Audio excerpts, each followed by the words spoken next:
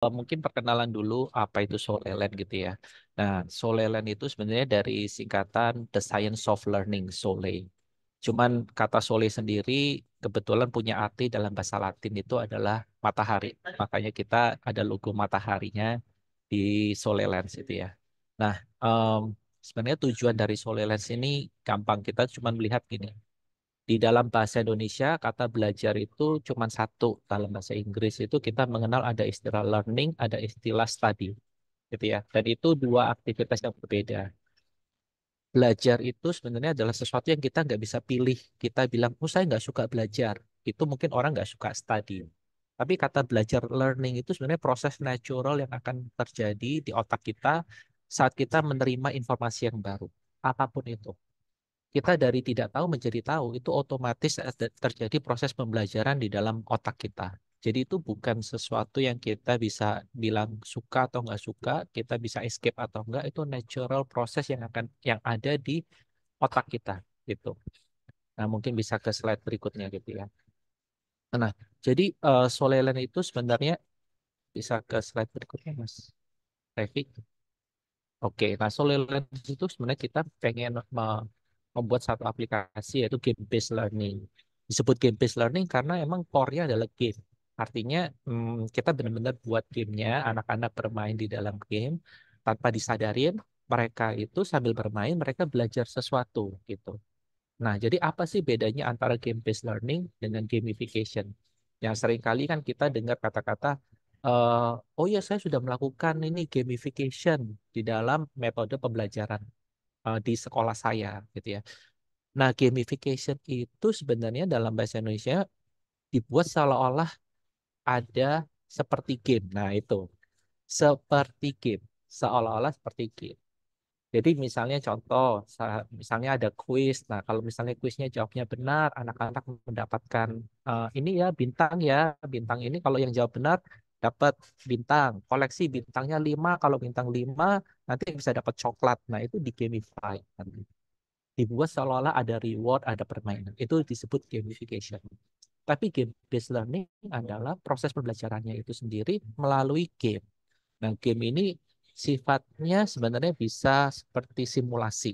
Ya, simulasi artinya apapun yang kita mau sampaikan, pemaparan konsep pembelajaran atau learning objective itu dimasukkan di dalam komponen permainannya itu sendiri. Seperti itu. Ya, jadi kalau gamification itu biasanya menggunakan gaming elemen seperti ada poin, ada badges, oh ntar ada leaderboard, oh yang jawab paling benar dia nomor satu ranking. Nah itu gamification gitu. Kita bisa melakukan gamification untuk hal apapun, nggak necessarily dalam hal belajar gitu ya, dalam hal sehari-hari, misalnya diskusi sama keluarga, family gitu ya, kita bisa buat gamification supaya seolah-olah tidak boring gitu. Oke, mungkin bisa ke slide selanjutnya. Gitu. Nah, jadi kalau disamarkan apa itu perbedaan antara game based learning dengan gamification gitu ya. Kalau game based learning itu benar-benar pakai game sebagai apa namanya objeknya gitu ya. Terus learningnya itu didapatkan dengan cara bermain. Paling gampang nih misalnya contoh game apa ya yang umum. Mungkin misalnya contoh kayak game puzzle Candy Crush gitu ya. Mungkin ibu-ibu paling tahu di sini adalah Candy Crush gitu. Ibu-ibu, bapak-bapak di sini tahu Candy Crush. Nah, Candy Crush itu kelihatannya kayak bermain, tapi sebenarnya kan itu belajar. Kita belajar untuk which is problem solving. Nah, problemnya di sana cuman mencocokkan jewel atau candy itu sesuai dengan yang instruksi di dalam game. Apa kita sendiri kita belajar sesuatu itu mempromot critical thinking atau problem solving gitu. Nah, game based learning ini nggak harus digital, nggak harus apa namanya modelnya kayak Candy Crush atau permainan dalam gadget ya. Salah satu contoh yang lain adalah misalnya yang kita umum sering kenal itu mungkin game Monopoly, gitu ya. Monopoly lempar dadu, terus uh, beli kota gitu ya. Terus nanti ada kena masuk penjara dan sebagainya. Nah, itu juga mau mengajarkan sebuah konsep di sana di dalam monopoli itu gitu ya. Mungkin monopoli itu ngajarin mengenai konsep ya ada uang gitu ya. Nanti uangnya dia ada pilihan untuk dibayarkan dan sebagainya. Mungkin konsepnya sampai di situ. Tapi ada beberapa misalnya kalau misalnya Ibu dan Bapak tahu Robert Kiyosaki, pengarang buku Rich Dad Poor Dad gitu ya. Nah, dia juga membuat sebuah game, board game gitu, yang namanya Cash Flow. Jadi benar-benar belajar mengenai finance melalui board game gitu. Nah, itu juga menarik dan itu nggak cuman untuk anak-anak, tapi untuk orang dewasa pun mereka bisa belajar mengenai apa itu sebenarnya finance, apa itu money, gitu ya, apa itu how to manage money dengan cara bermain, gitu. Nah, ini sebenarnya adalah game based learning. Jadi gamenya nggak harus digital, tapi juga bisa non digital. Nah, kalau gamification kita menambahkan gaming elemen di dalam aktivitasnya, gitu aja. Ya, mungkin nanti kalau ada pertanyaan boleh langsung tanya, tapi saya terus dulu aja kali ya.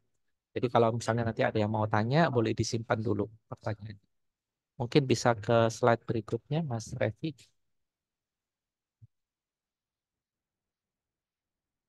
Oke, nah di sini nih sebenarnya saya mau coba play satu buah video ya. Jadi apa sih yang menjadi latar belakang kenapa kok Solelens itu ada gitu. Ya, ini satu video bisa di play, Mas Revi.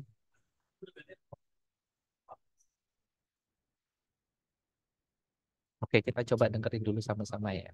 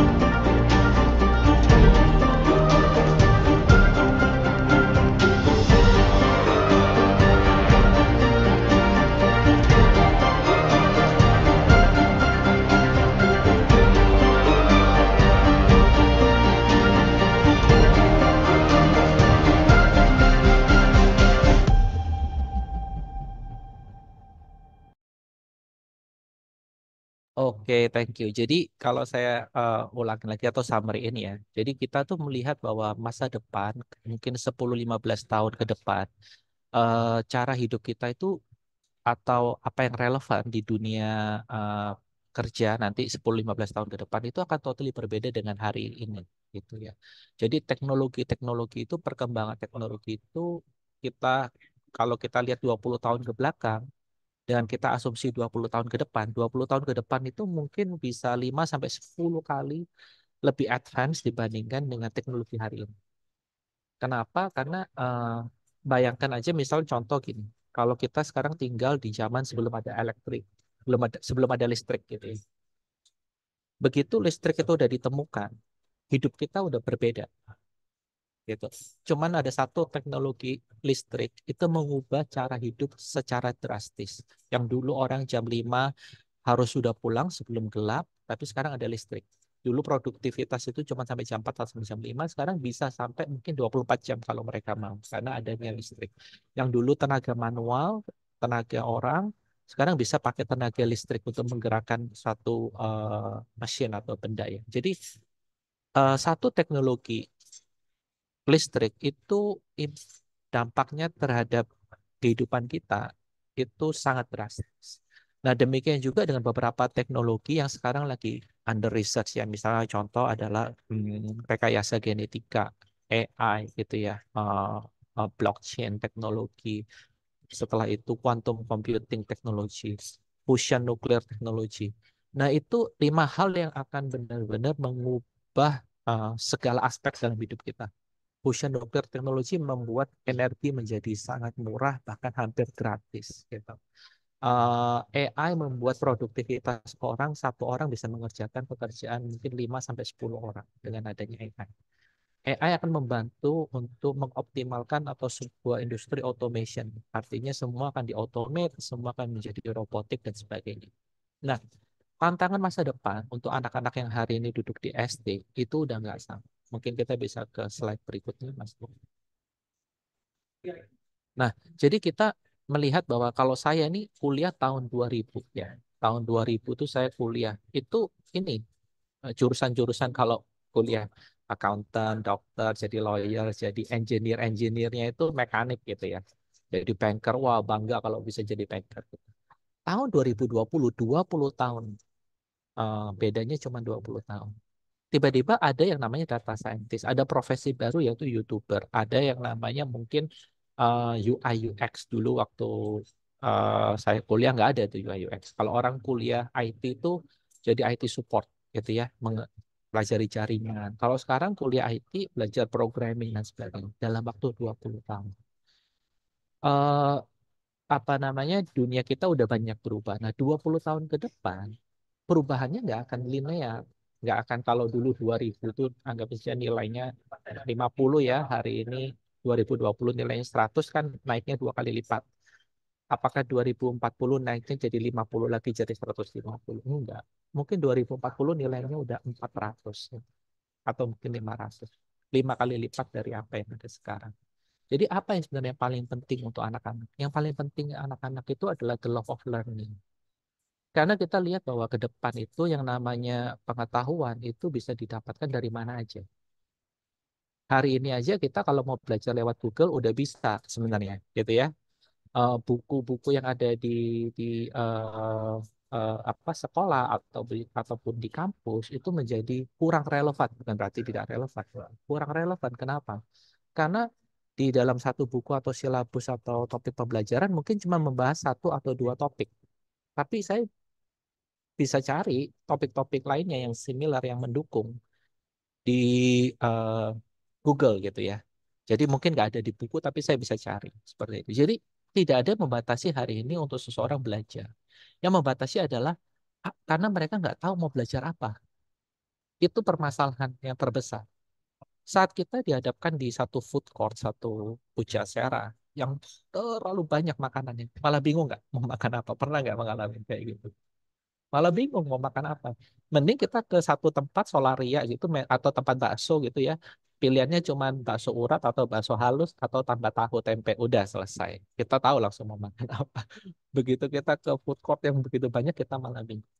Sama dengan halnya kita waktu ke Google, kita mau belajar, seringkali kita bingung mau belajar apa, akhirnya Google sendiri nggak dipakai sebagai media utama untuk kita mendapatkan informasi. Gitu. Oke, selanjutnya Mas Revi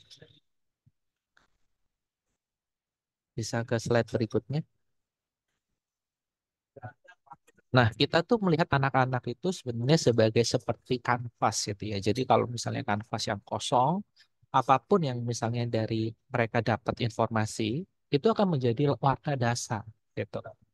Nah, kita nggak akan membatasi bahwa, oh, anak-anak itu warnanya harus kuning. Kuning itu lebih bagus daripada hijau. Hijau itu lebih bagus daripada biru. Enggak. Justru kita membebaskan anak-anak itu untuk mengeksplor apapun yang yang kita anggap relevan untuk masa depan mereka. Jadi di dalam Soleland itu kita memperkenalkan hal-hal yang kita anggap itu mungkin nggak umum, orang tuanya sendiri nggak tahu. Misalnya mengenai uh, climate change gitu ya. Mungkin uh, apa teknologi yang bisa membantu kita untuk mengurangi dampak global warming gitu. Mungkin masalah-masalah mengenai water scarcity.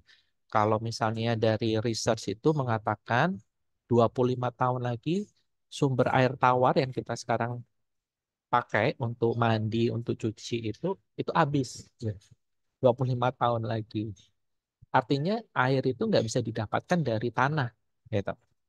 Airnya harus didapatkan dari mana? Dari laut, gitu kan? Nah, kalau airnya dari laut itu bakalan mahal karena airnya asin, harus dipakai teknologi tertentu. Nah, hal-hal seperti itu kita hari ini nggak ngerasain. Tapi yang hari ini anak-anak yang duduk di SD umur 7, umur 10 tahun, 25 tahun lagi, mungkin mereka cuman bilang, katanya dulu ada ya kolam renang. Gitu. Mungkin kolam renang itu udah nggak diperbolehkan lagi gitu, karena mungkin terlalu mahal. Mungkin cuci mobil itu udah nggak bisa seperti sekarang, wah cuci mobil airnya banyak. Mungkin seperti itu, kita nggak tahu pastinya. Tapi hal-hal ini kita mau introduce ke anak-anak, supaya anak-anak tuh terinspirasi. Karena kita tahu waktu mereka nanti grow up, ya, mereka udah SMP, udah SMA, saat mereka pengen belajar lebih lagi, selain dapat bimbingan dari sekolah, mereka bisa belajar sendiri, gitu. Mungkin hari ini kita belajarnya lewat Google, tapi ke depan akan ada private tutor melalui AI. Jadi setiap akan banyak teknologi yang menawarkan private tutorship. Anda mau belajar mengenai coding, Anda mau belajar mengenai matematik, akan dibantu lewat AI. Kalau yang bantu AI, AI-nya nggak bisa capek. Kalau guru bisa capek nggak? Bisa jengkel nggak? Pernah ngerasa ini anak kok dijelasin nggak pernah ngerti-ngerti, gitu. Udah pakai metode game based learning, apa apa based learning juga nggak bisa ini gitu kan. Tapi kalau sama AI nggak, AI-nya nggak bisa marah gitu kan. Nah, oke, next. Tolong kalau waktunya udah terbatas, tolong kasih tahu ya. Bisa slide selanjutnya, Mas Revi.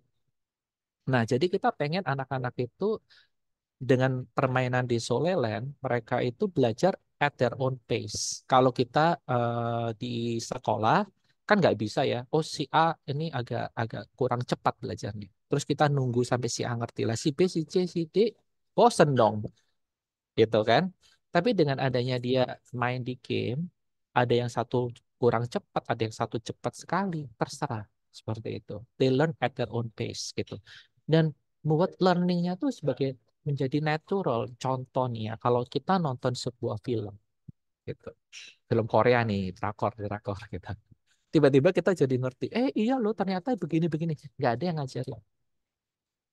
Kita cuma nonton, ternyata di Korea itu ya makanannya tuh tteokbokki itu wah enak banget tuh ini gini. Nggak ada yang ngajarin kita belajar sendiri. It's a natural learning. Gitu. Jadi kalau misalnya kita dengan Soleil itu kita ingin sebuah konsep pembelajaran itu dalam berupa game penyajiannya dan anak-anak sambil dia bermain game, mereka itu belajar secara natural dan effortless itu nggak perlu menghafal gitu ya.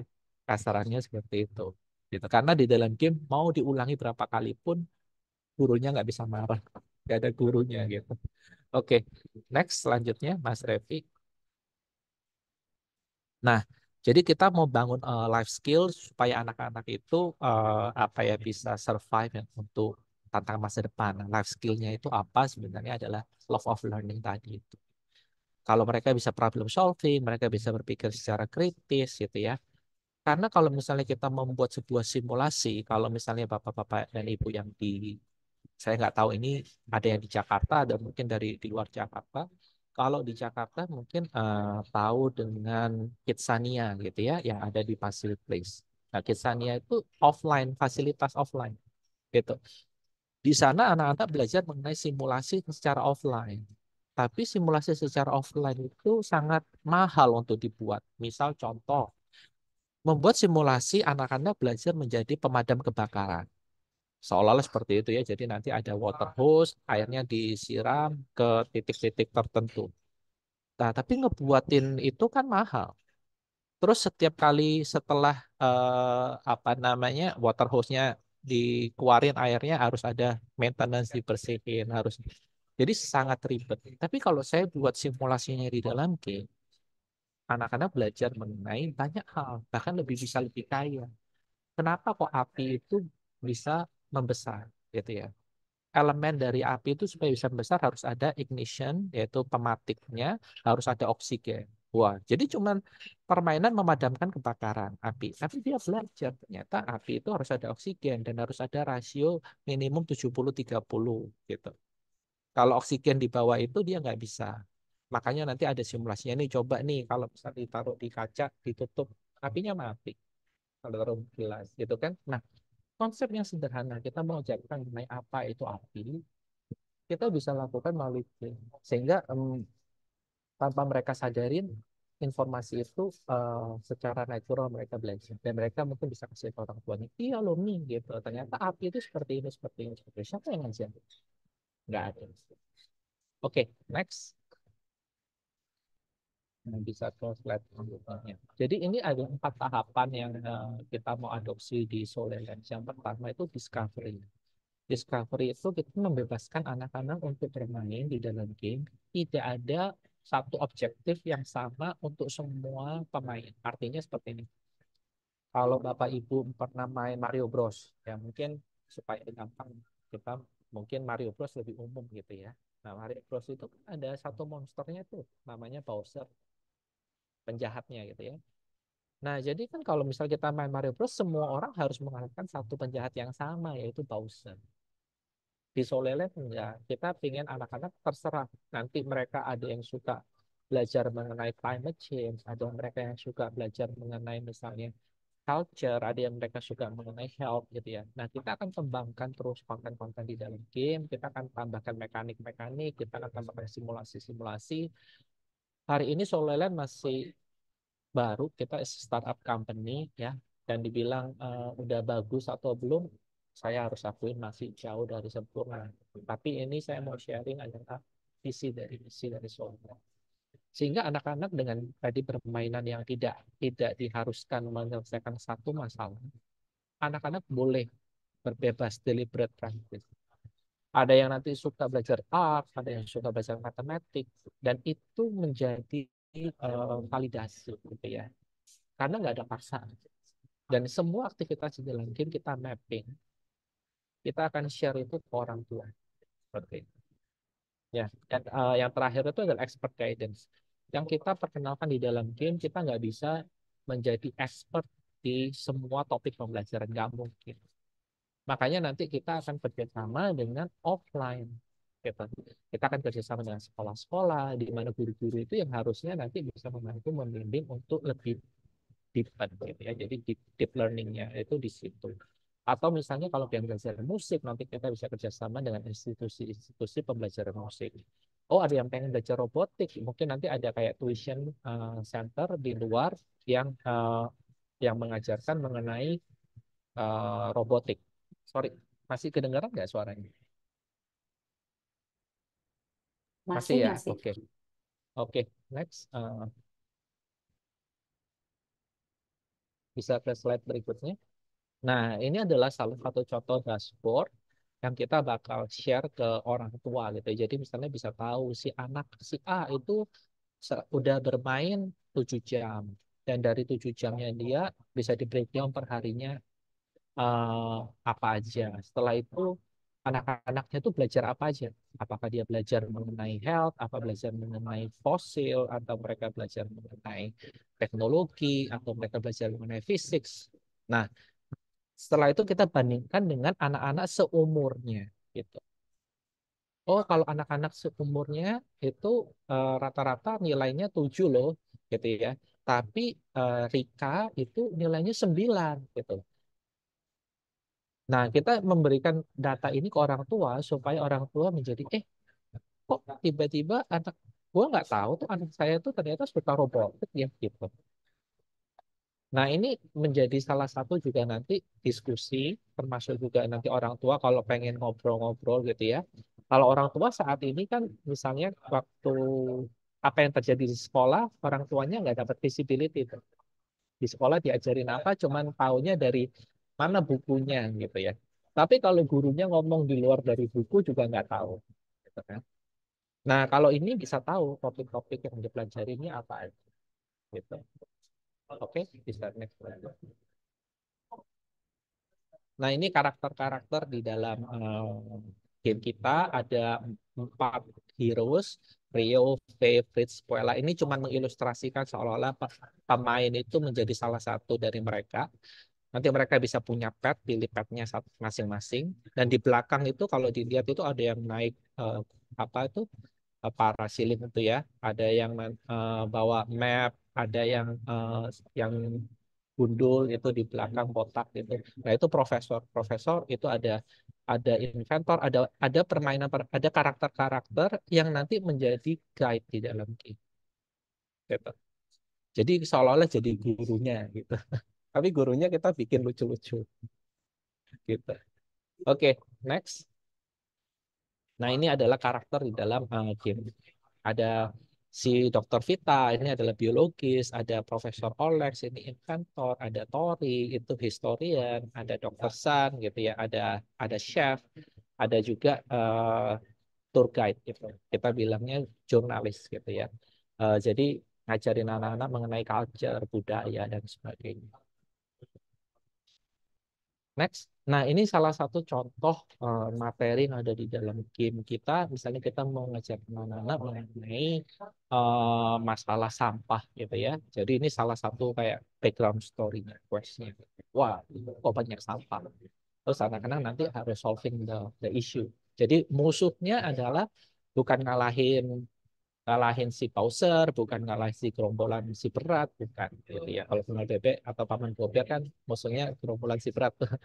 Nah, ini ngalahinnya adalah mengalahkan masalahnya itu, masalah yang ada di dunia ini. Coba kita bisa lihat sampel film yang mungkin bisa diklik. Ya.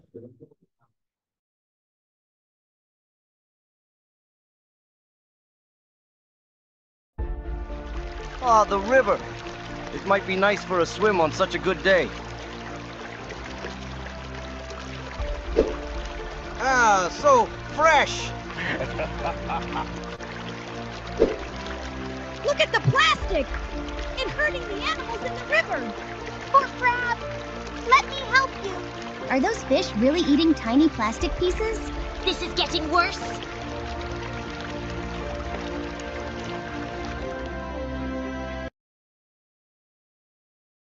Nah, itu salah satu cuman cuplikannya ya. Jadi saya nggak nggak play semua videonya, nanti jadi bosan gitu. Nah, mungkin sekilas mengenai Solelan itu. Terima kasih Bapak Ibu udah siapin waktunya, udah dengerin eh, cerita saya ya, sharing saya mengenai Solelen. Kalau ada pertanyaan, atau saya balikan dulu ke moderator ya, selanjutnya seperti apa. Ya, silakan Mas Revi.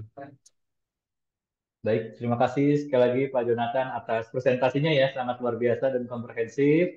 Jadi kita sudah belajar ya mengenai konsep game-based learning seperti apa, perbedaannya dengan education, dan juga kita diperkenalkan nih bahwa memang era sekarang anak-anak cara main, cara pandangnya, dan juga cita-cita di masa depan tuh juga mungkin berubah sesuai perkembangan zaman ya, terutama teknologi dan digitalisasi yang sangat masif seperti saat ini. Oke, nah ini mungkin udah banyak banget pertanyaan-pertanyaan atau diskusi yang ingin dilontarkan gitu ya. Tapi mungkin nanti kita akan jawab di sesi tanya jawab. Selanjutnya kita coba belajar dari sesi kedua yaitu Mbak Avinda Akil. Beliau akan sharing ini terkait bagaimana sih implementasi game-based learning, tips and tricks seperti apa supaya kita bisa mengimplementasikan itu dengan efektif dan baik untuk pembelajaran. Oke, silakan untuk Mbak Avinda, apakah sudah siap? Oke, sip. Terima Silakan. kasih banyak Mas Revi dan Pak Jonathan juga udah kasih luar biasa sekali. Mungkin kita nih boleh kasih reaction nih. Kalau misalkan di Zoom tuh ada reactionnya, kita boleh kasih clap nih buat Pak Jonathan sama Mas Revi nih yang udah mandu acara ini. Oke, so aku akan izin share screen. Oke, mudah-mudahan udah terlihat. Sudah terlihat semuanya?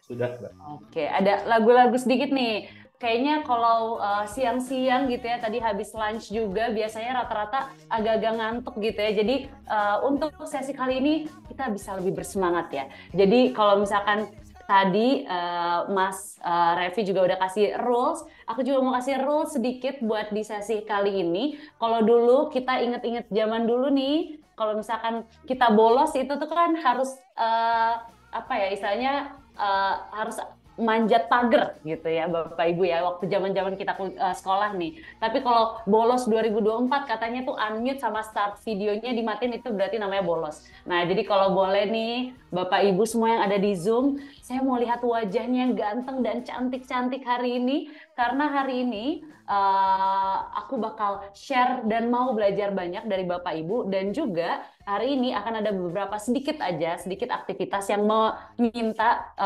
Bapak Ibu yang di sini untuk aktif partisipasi karena aku mau belajar lebih banyak dari Bapak Ibu. Oke, wah udah banyak banget nih yang open camp, ada Bu Desi, ada Pak Hidayat, dan ada beberapa rekan-rekan guru yang lain. Rekan-rekan guru yang lain aku masih tunggu ya untuk bisa open camp karena aku mau lihat wajahnya yang ganteng-ganteng dan cantik. Oke, so langsung aja aku mulai sesi aku. Nanti aku juga akan ada beberapa aktivitas nih kalau misalkan Bapak Ibu lihat, kalau misalkan ada emoji seperti ini, berarti aku minta Bapak Ibu untuk partisipasi ya. Partisipasinya simple aja nanti di chat box-nya. Oke, nah sebelum aku mulai untuk sharing-sharing, aku juga mau dapat sharing-sharing nih dari rekan-rekan Bapak Ibu guru. Aku pengen tahu, kita nih sebagai guru, apa aja sih tantangannya untuk mengajar kids zaman now? Nah, aku boleh minta Bapak Ibu untuk chat di chat box-nya, untuk share sedikit aja, apa aja sih tantangan kita nih sebagai guru untuk mengajar kids zaman now. Aku kasih waktu 1 menit untuk Bapak Ibu boleh sharing-sharing di chat box-nya nih.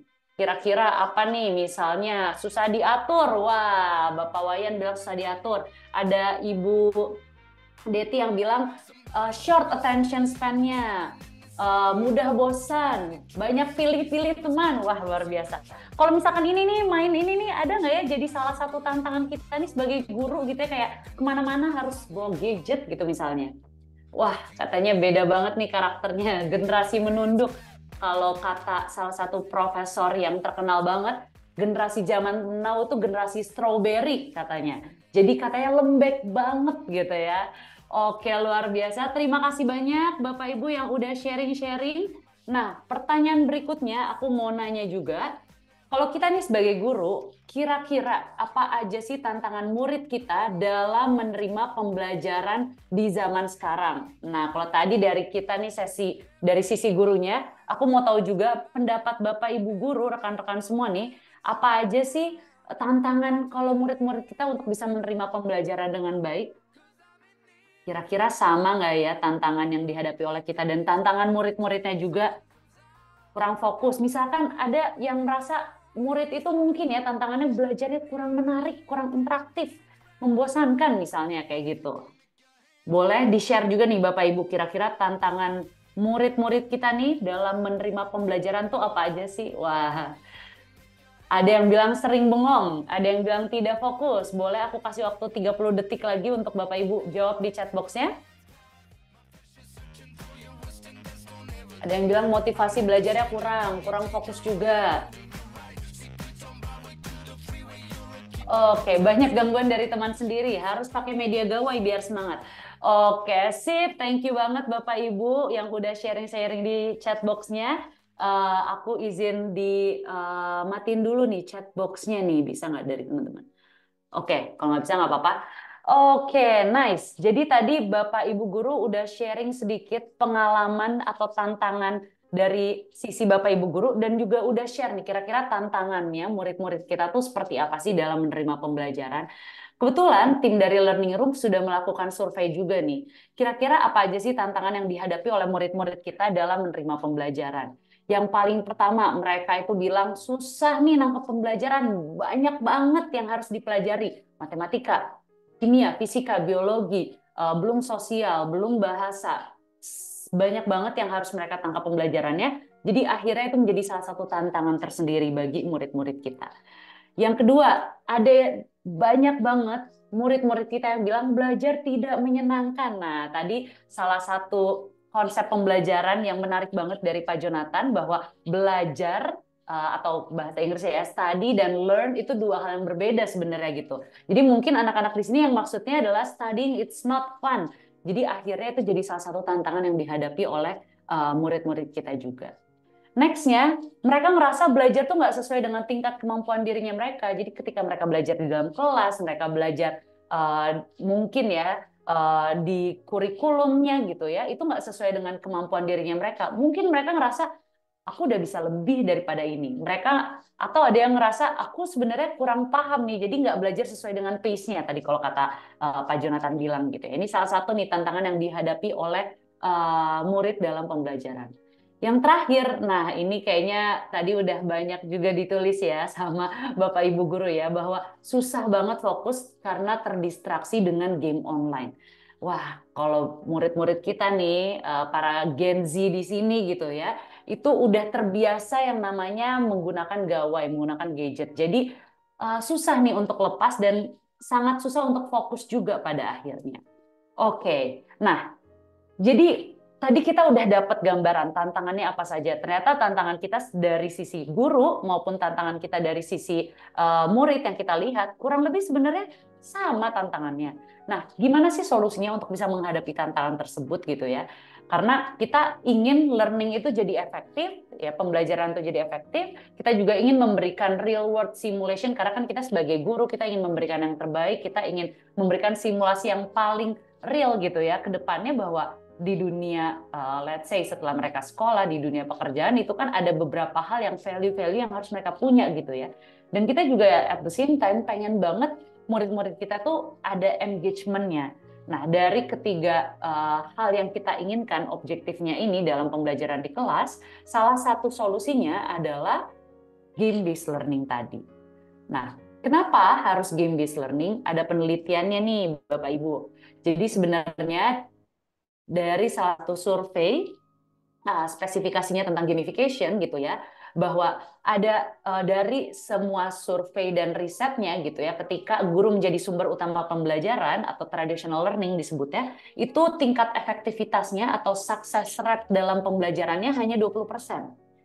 Nah, ada juga ketika memanfaatkan teknologi nih, jadi sudah bukan traditional learning lagi, sudah lebih level up dari traditional learning, yaitu menggunakan teknologi sebagai alat distribusi materi, itu success rate-nya 20%.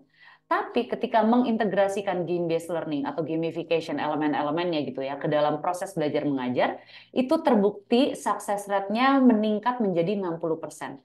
Jadi ini sangat-sangat menarik sekali. Kenapa sih kita harus menggunakan cara-cara dan metode-metode baru untuk bisa mengajar murid-murid kita di dalam kelas? Oke, nah selain tadi udah ada risetnya, apa aja sih Mbak Vinda gitu ya manfaat kalau kita menerapkan game-based learning di kelas? Nah ini ada berbagai macam, aku hanya sebutin 6 aja gitu ya. Tapi aku percaya 6 manfaat ini ketika kita bisa gunakan itu sangat bermanfaat sekali di dalam kelas kita gitu ya. Yang pertama, kita bisa meningkatkan kreativitas anak-anak.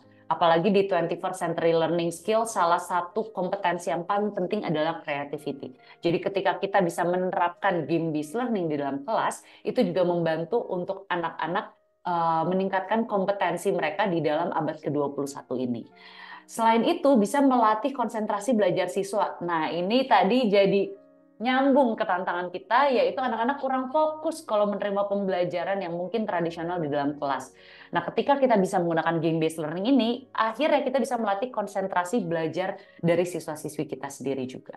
Selain itu, kita bisa menciptakan suasana belajar yang nyaman. Nah, tadi juga anak-anak banyak dari surveinya mengatakan belajar itu nggak menyenangkan, kurang nyaman gitu dalam pembelajarannya. Dengan menerapkan game-based learning ini, akhirnya bisa menciptakan suasana belajar yang nyaman juga. Selanjutnya bisa merangsang semangat belajar, sudah pasti karena di sini anak-anak belajar menjadi jauh lebih kompetitif, belajar jadi bekerja sama dengan satu tim juga. Nah ini bisa merangsang semangat belajar anak-anak juga. Ini related sama poin sebelumnya, jadi bisa meningkatkan semangat kompetisi dan kerjasama, which is this is two values that really important I do believe buat murid-murid kita ya. Bapak Ibu, dan yang terakhir adalah bisa meningkatkan kemampuan bersosialisasi karena dalam game-based learning ketika kita menerapkan metodenya sudah pasti nih itu juga bisa meningkatkan kemampuan bersosialisasi juga.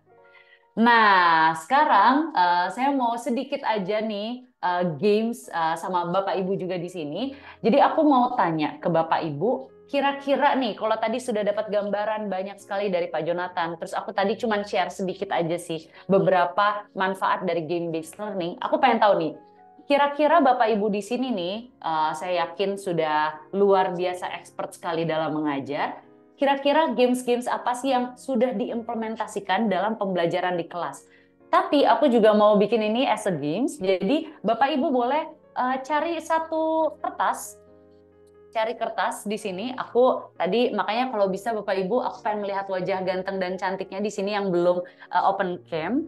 Jadi di sini Bapak Ibu boleh cari kertas, ya. Nah setelah itu boleh ambil spidol atau pulpen. Aku pengen Bapak Ibu untuk menulis nih satu games yang bisa guru atau Bapak Ibu implementasikan dalam pembelajaran di kelas. Oke, aku akan kasih waktu 1 menit Bapak Ibu untuk cari kertasnya, ambil pulpennya, dan juga menulis apa saja games yang Bapak Ibu bisa implementasikan dalam pembelajaran di kelas. Oke. Boleh Bapak Ibu ambil dulu kertasnya terus langsung ditulis. Ini salah satunya saya udah nulis juga nih.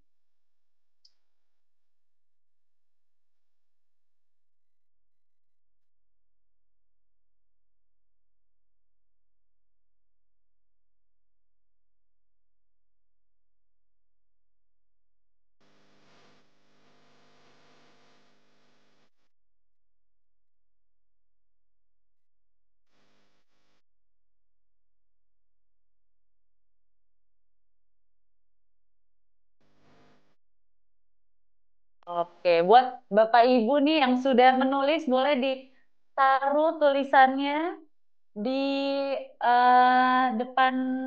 Yes, nih Bu Deti juga udah nulis nih. Aku penasaran nih, Bu Deti tulis apa?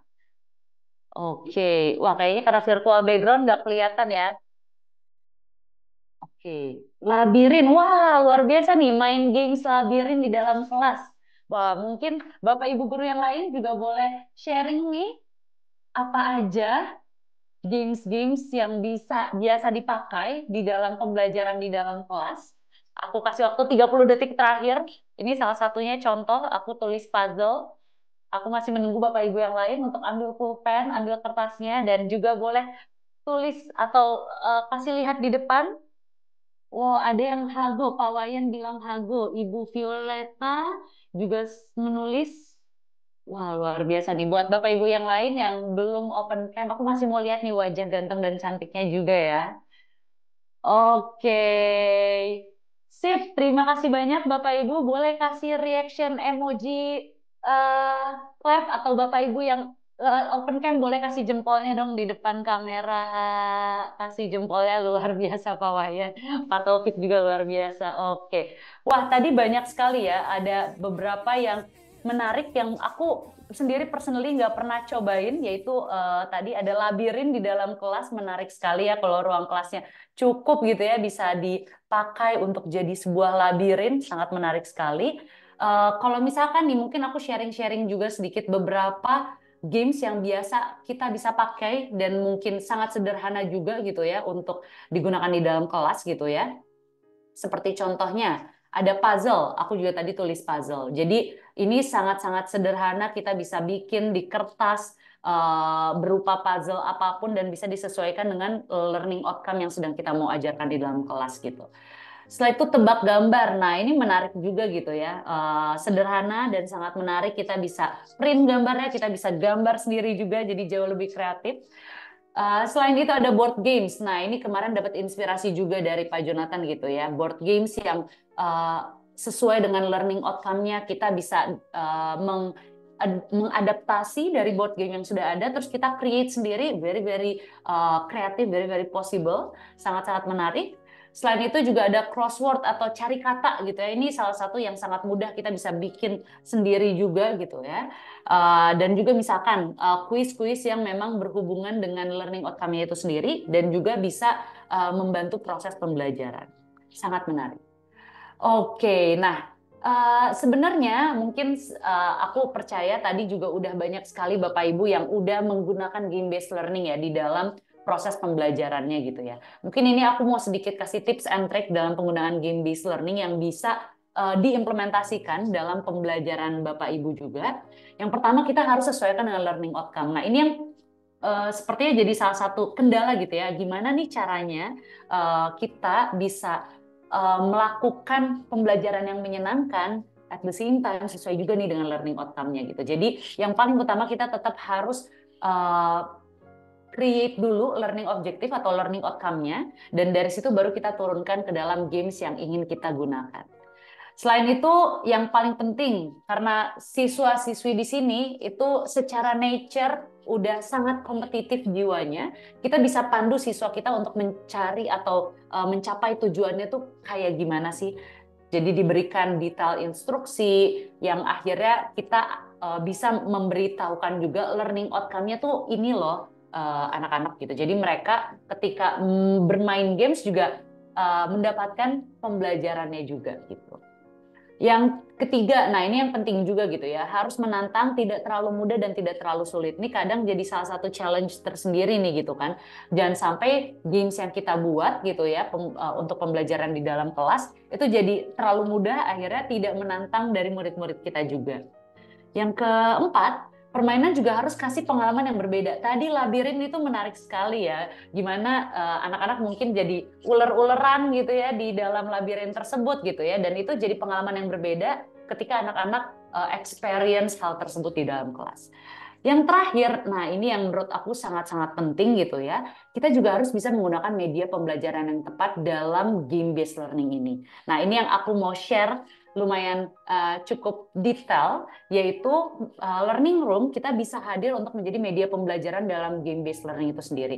Karena learning room itu sebuah media pembelajaran khususnya dalam pembelajaran bahasa Inggris, dan kita menggunakan metode game-based learning juga untuk di sini membantu para guru bisa memberikan pembelajaran yang lebih efektif, efisien, dan juga lebih menyenangkan untuk anak-anak di dalam kelas. Apalagi sudah terbukti gitu ya, kami kemarin ke beberapa tempat di daerah-daerah bahwa skor kemampuan siswa khususnya dalam bahasa Inggris itu naik nih ke angka 85 dari yang sebelumnya hanya 60,7. Bagaimana mereka banyak yang belum pernah bersentuhan dengan pembelajaran bahasa Inggris, dengan materi bahasa Inggris, tetapi dengan metode pembelajaran yang menarik dengan si game-based learning-nya ini lewat learning room, itu mereka menjadi menaik poin dari kompetensi bahasa Inggrisnya mereka. Kenapa? Karena ada banyak sekali learning method yang kita gunakan di learning room yang memang mengadaptasi dari game-based learning itu sendiri. Kita bisa menyelesaikan dialog, jadi anak-anak di sini sama seperti crossword gitu ya, tapi ini mereka bisa menyelesaikan dialognya, dia bisa menyusun kata, mencocokkan gambar, menyesuaikan audio sesuai dengan yang tepatnya. Terus habis itu ada game yang mengingat atau memory games. Jadi bukan hanya pembelajarannya aja, tetapi mereka di sini juga diajak untuk bermain dan berkreativitas. Anak-anak juga diminta untuk berwarnai, di mana di sini mereka jadi belajar, oh oke, warna yang merah tuh yang mana ya, yang hijau tuh yang mana ya. Selain itu kita juga belajar menggunakan video. Mungkin aku sedikit aja video-video yang kita gunakan di learning room kurang lebih seperti ini.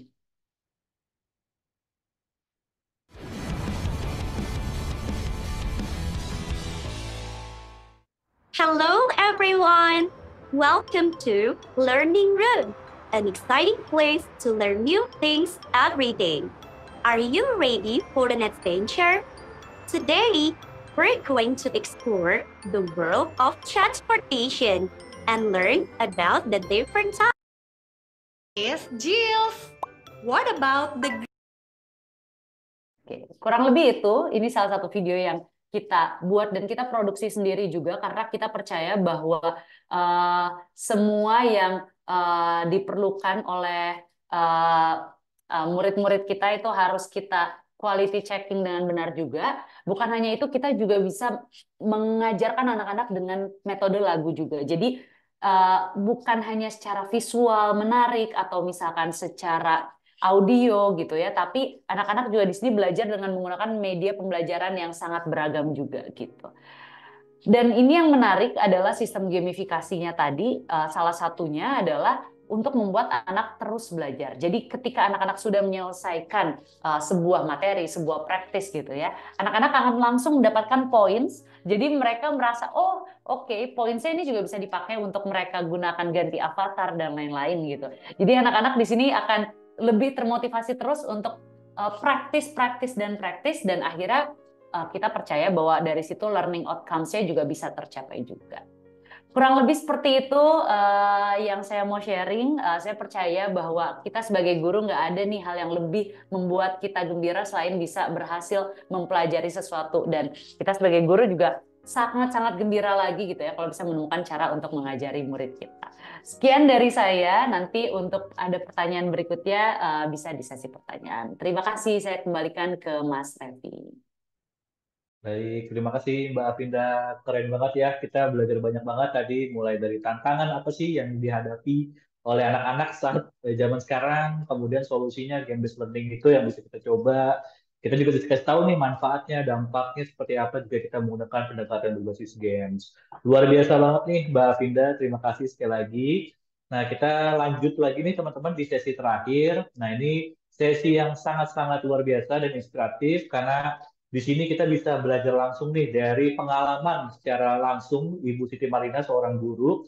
Seperti apa sih penggunaan games berbasis edukasi atau game-based learning ini di kelas-kelas dan gimana sih anak-anak ini bisa mengadaptasi games ini untuk bisa menghasilkan pembelajaran yang efektif.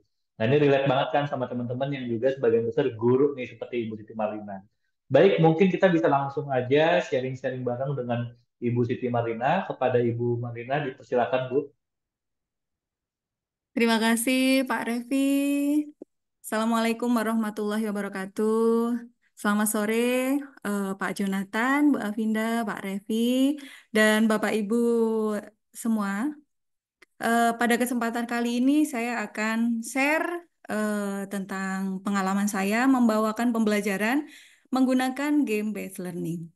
Saya izin untuk share screen dulu.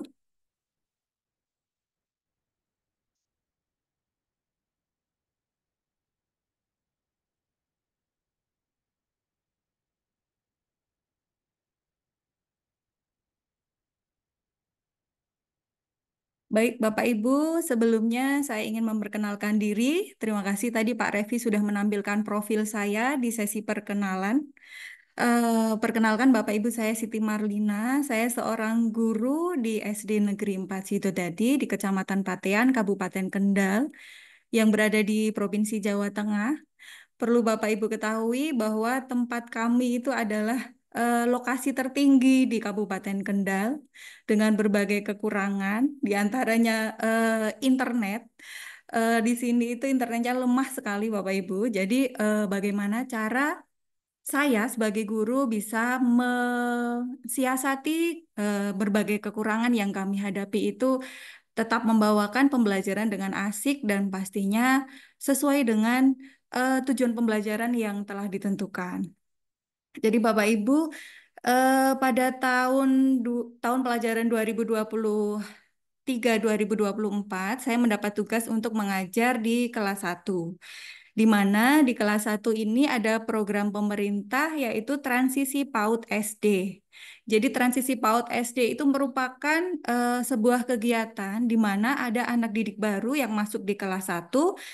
Mereka itu harus banyak beradaptasi dengan lingkungan sekolah baru, dengan guru baru, dengan teman-teman baru. Namun diharapkan dari guru-guru kelas 1 itu bisa membawakan pembelajaran yang mirip-mirip dengan pembelajaran yang ada di taman kanak-kanak.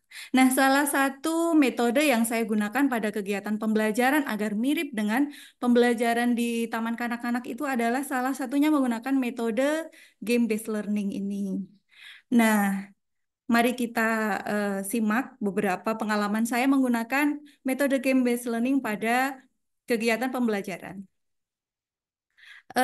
Alasan saya memilih game-based learning itu Bapak Ibu tadi sudah disebutkan oleh Mbak Avinda. Manfaat dari game-based learning itu ada 6 bahkan lebih. Nah, di antaranya itu alasan saya untuk memilih menggunakan metode tersebut itu membuat siswa lebih tertarik untuk belajar.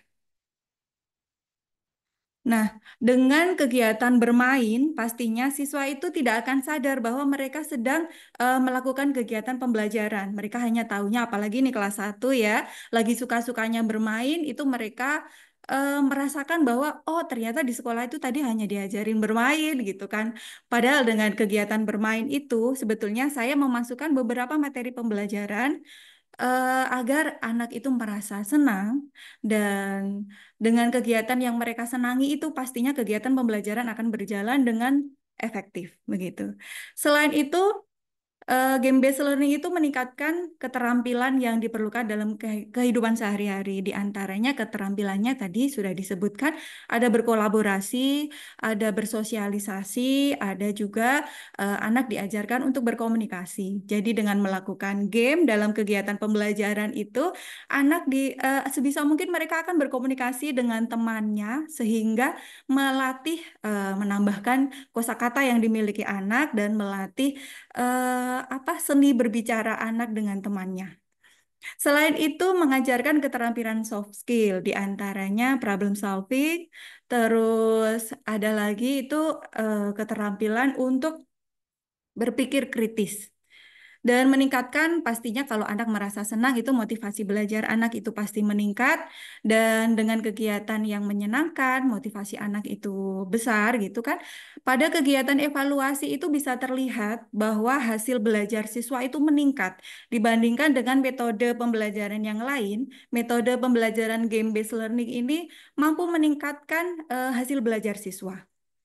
Dan selain itu, pastinya kegiatan pembelajaran yang diadakan di kelas itu memberikan pengalaman belajar yang interaktif dan menyenangkan bagi anak. Selanjutnya, Bapak Ibu, bagaimana implementasi game-based learning yang ada di kelas? Yang pertama, pastinya kita harus menentukan tujuan pembelajaran yang akan dicapai. Nah, tujuan pembelajaran ini sesuaikan dengan kurikulum dan sesuaikan dengan fase yang ditempuh oleh siswa. Setelah kita menentukan tujuan pembelajaran, kita menentukan game yang sesuai dengan tujuan pembelajaran.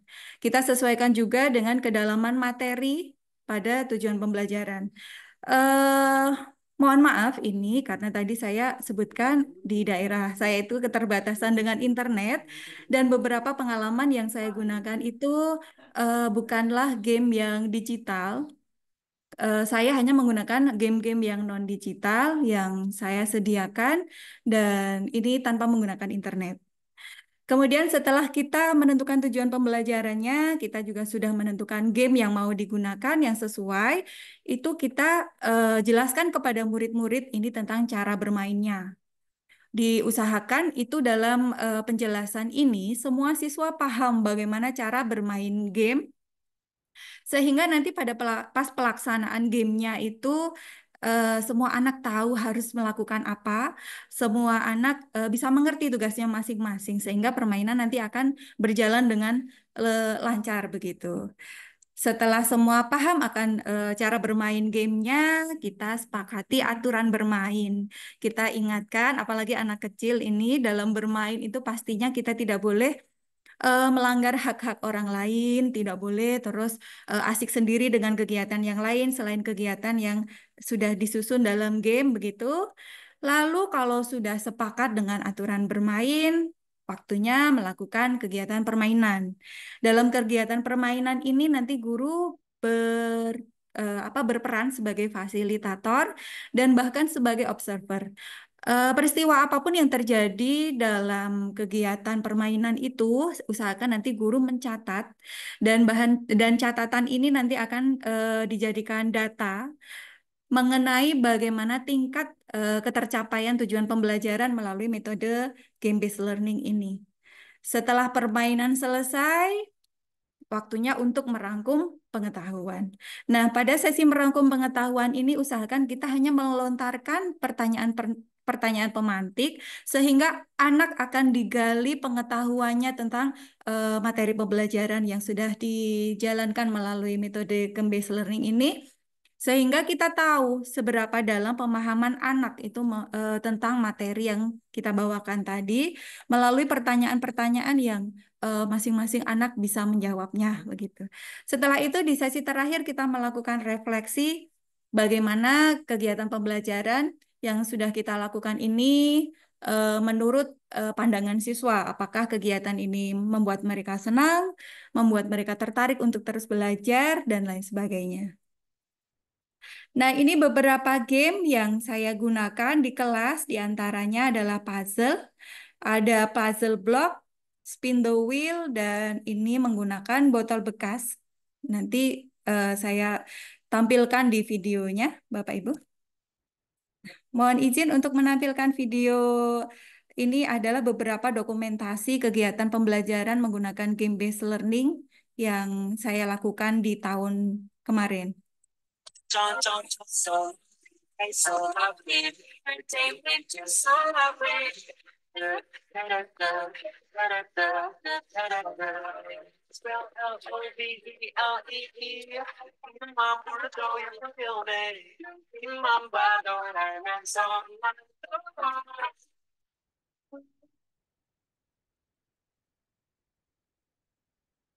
Kegiatan ini seperti sedang bermain puzzle block ya, tapi sebetulnya saya sedang melakukan asesmen formatif bagi anak kelas 1 di materi penjumlahan dan pengurangan. Sebelumnya saya menjelaskan aturan pakai puzzle blocknya dan juga aturan bagaimana anak harus mengerjakan soal yang sudah saya sediakan di papan tulis. Anak yang berkesempatan maju, mereka bebas memilih soal mana yang akan mereka kerjakan. Dengan begitu saya mengamati satu persatu siswa, sehingga saya tahu materi mana yang mereka kuasai dan rata-rata materi yang dikuasai oleh seluruh anak satu kelas. Di akhir pembelajaran itu ada kegiatan penanaman karakter, yaitu gotong royong. Ketika puzzle blocknya ambruk semua, mereka berusaha untuk menyusun puzzle block kembali bersama-sama.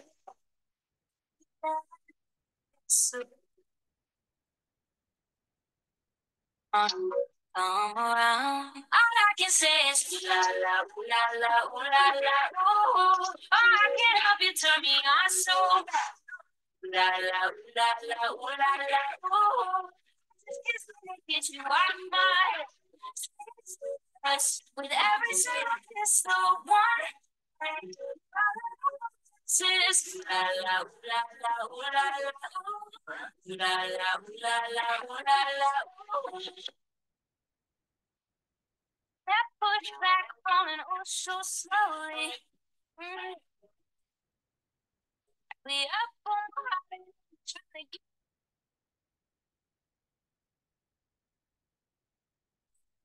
people down. We need a routine. Don't be mad. You wake up, they got the moon.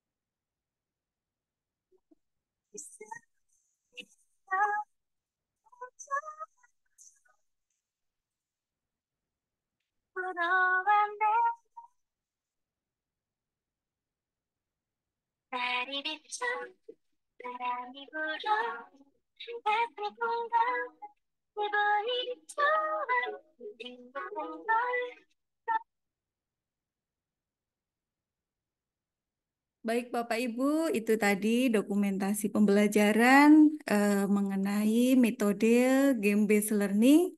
Jadi sedikit penjelasan mengenai kegiatan yang saya lakukan itu.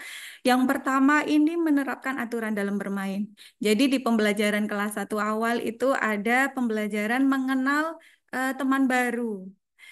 Sebelum game tutup mata ini saya lakukan, anak-anak semuanya berkenalan nama nama saya. Setidaknya dengan begitu anak akan menghafal teman barunya menggunakan ini apa suaranya. Dengan begitu game ini akan sangat menarik ketika anak-anak itu bisa menangkap temannya, namun belum paham warna suara temannya itu. Siapa tadi yang menyebutkannya? Ada teman yang tertangkap gitu, terus dia menyebutkan eh, aku gitu, pakai kata aku. Teman yang ditutup matanya ini bisa tidak menyebutkan nama teman barunya ini. Kemudian yang game yang pakai puzzle block ini saya gunakan untuk asesmen formatif di materi penjumlahan dan pengurangan. Saya ingin tahu anak-anak itu lebih sukanya di materi penjumlahan atau pengurangan dan di mana materi yang condong untuk mereka sukai itu berarti materi yang memang mereka kuasai dengan baik. Nah, ternyata dengan permainan seperti ini anak-anak itu lebih suka untuk mengerjakan materi penjumlahan. Jadi dengan begitu saya jadi tahu di materi pengurangan itu anak-anak kurang tertarik. Jadi buat bahan evaluasi saya jangan-jangan dalam menjelaskan materi pengurangan atau membawakan materi pengurangan dalam pembelajaran itu saya kurang menarik anak. Ini adalah manfaat dari bermain itu tadi.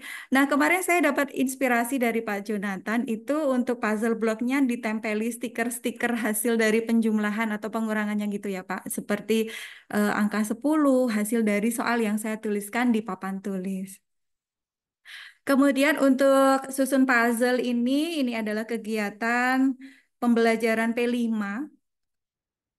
Di kegiatan itu di sekolah kami mengambil tema bangunlah jiwa dan raganya, dan untuk kelas 1 ini saya mengambil untuk tema subtema itu pentingnya sarapan pagi.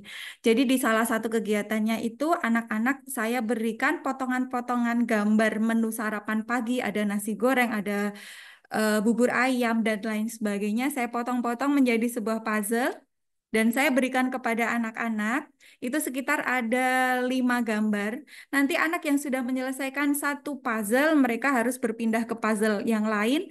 Dan siapa yang berhasil dalam durasi 30 menit, ya 30 menit itu bisa menyelesaikan puzzle paling banyak, dialah pemenangnya. Begitu. Kemudian ini adalah kegiatan di kelas 6 di tahun 2022. Jadi untuk keaktifan anak di kelas 6 itu sangat kurang. Anak-anak itu kalau disuruh mengerjakan soal di depan itu banyaknya nunjuk temannya, tidak mau nunjuk dirinya sendiri. Nah, saya pakai aplikasi Spin the Wheel. Jadi di spinnya itu, di wheelsnya itu saya tuliskan nama-nama anak seluruh kelas. Jadi siapa nanti yang saya pencet dan kena itu dialah, mau nggak mau dia harus maju ke depan untuk mengerjakan soal begitu. Nah, dengan aplikasi ini tadi terlihat di video justru anak-anak ada yang berjingkrak-jingkrak gitu kesenangan. Jadi lebih efektif daripada kalau saya memaksa harus si A, si B gitu yang maju. Dengan pakai aplikasi itu anak-anak jadi mau maju sendiri gitu. Nah, di bagian terakhir itu adalah refleksi. Di refleksi ini kita bisa menanyakan beberapa hal kepada siswa. Kita fokuskan kepada empat bagian. Yang pertama kita fokus pada perasaan siswa. Jadi kita bisa mengajukan pertanyaan apa yang dirasakan selama sesi bermain begitu. Nanti anak-anak menjawabnya secara lisan. Dan apa yang paling menarik? Kita lanjutkan pertanyaannya dengan apa yang paling menarik dari kegiatan bermain tadi. Nah, anak-anak diperbolehkan menjawab sesuai dengan apa yang mereka rasakan. Kemudian ada lagi kesulitan apa yang dihadapi selama bermain tadi. Ini adalah sebagai bahan evaluasi bagi saya untuk membawakan permainan yang lebih baik di pembelajaran berikutnya. Kemudian kepada hasil pembelajaran, kita bisa tanyakan kepada anak tadi, kepada hasil, mohon maaf ini kepada hasil permainannya kita bisa tanyakan, kenapa tadi bisa menang atau kenapa tadi bisa kalah. Anak akan memberikan alasan, ada kendala-kendala yang dihadapinya begitu. Apa yang bisa diperbaiki untuk mendapatkan hasil yang lebih baik? Ini kita mengajak anak untuk berpikir ke depannya. Oh, kalau saya menghadapi tadi peristiwa seperti ini, berarti ke depan kita harus begini begitu. Kita mengajari anak untuk menyiapkan hal-hal untuk kegiatan di kemudian hari. Dan menurut kalian, kenapa tim lawan bisa menang? Kita berikan kesempatan anak untuk berbicara, mengeluarkan pendapat, dan menganalisis kenapa tim lawannya bisa menang gitu. Kemudian kita fokus kepada konsep. Nah, apa yang terjadi kalau komponen gamenya dirubah? Misalnya tadi yang puzzle itu, bagaimana kira-kira kalau puzzle-nya berguru gunting lebih kecil-kecil? Nah, kita tanyakan kepada anak. Mungkin mereka akan menjawab lebih susah, Bu. Gitu kan. Untuk kelas 1 kan kita potong puzzle-puzzlenya yang dengan potongan yang besar-besar saja agar mudah untuk disusun. Kemudian apa yang terjadi kalau peraturan permainan kita ubah? Tadi kalau misalnya kita ubah ya cepet-cepetan gitu kan. Anak-anak nanti akan bagaimana. Kemudian fokus pada tindak lanjut. Kita tanyakan juga apa pelajaran yang didapatkan dari game tadi. Mungkin ini untuk anak yang di kelas tinggi bisa memberikan jawaban, bisa memberikan alasan yang sesuai dengan materi pelajaran. Terus kita lanjutkan, kita dalami lagi jawaban anak, kenapa itu penting, dan apa contoh perbuatan yang bisa segera kita lakukan untuk mempraktikkan apa yang telah kita pelajari. Baik Bapak Ibu, ini untuk bagian refleksi. Lalu penggunaan game based learning terhadap kegiatan pembelajaran itu bagaimana? Nah, saya sudah merasakan sendiri bahwa dengan metode game based learning ini keterlibatan anak pada pembelajaran ini meningkat. Tidak ada anak yang hanya berdiam diri, duduk, itu tidak aktif bermain, itu tidak ada. Semua anak aktif melakukan game sesuai dengan apa yang harus mereka lakukan. Kemudian motivasi belajar anak ini meningkat. Setelah saya melakukan pembelajaran yang asik seperti ini, nanti anak di akhir itu akan minta, Bu, besok pelajarannya seperti itu lagi ya. Bahkan di pagi hari itu nanti anak akan minta, Bu, belajarnya nanti seperti kemarin ya, kita pakai game gitu. Kemudian siswa mampu belajar memecahkan masalah. Ini sudah tentu ya Bapak Ibu, anak akan memecahkan apa sih sebetulnya yang harus saya pecahkan dari permainan ini. Kemudian rasa ingin tahu anak itu lebih besar, kreativitas anak bertambah, dan tadi di hasil dari evaluasi nilai anak itu meningkat. Demikian Bapak Ibu sharing kegiatan pembelajaran saya menggunakan metode game-based learning. Bagi Bapak Ibu yang ingin bertanya nanti bisa di sesi tanya jawab ya. Terima kasih. Saya kembalikan kepada Bapak Revi.